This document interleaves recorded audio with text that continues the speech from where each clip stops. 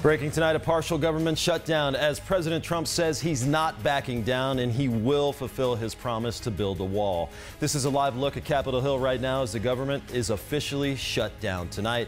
President Trump's border battle taking center stage. Good evening. Thanks for joining us tonight. Glad that you're with us. I'm Mike Gonzalez. And I'm Tramai. Mark and Caribe have the night off tonight. Both the House and the Senate have adjourned, but now the question looms, how long will it last? This is the first time in 40 years that the government will have been closed 3 times in a year. Team 12's Blaine Alexander has the latest as the turmoil unfolds. Congress heading home for the night without reaching a deal. The Senate stands adjourned until noon tomorrow. Meaning a government shutdown at the stroke of midnight. So what's next? I hope Senate Democrats will work with the White House on an agreement that can pass both houses of Congress.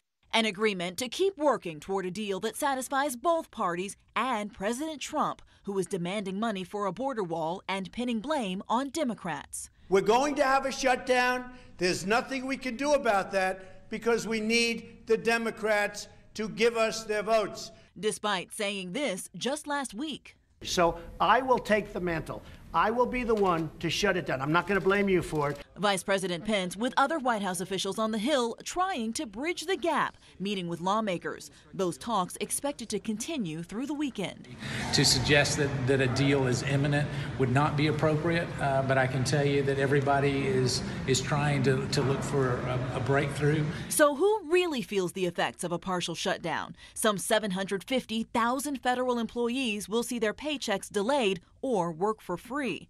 No interruption to U.S. mail service, and TSA agents will still work during the holiday travel rush, but without pay until the shutdown ends. And Senate is back in session at 12 p.m. Saturday. Senators can expect to get 24 hours notice before a vote, and they've been told they will only be called back if they're ready to vote on a deal.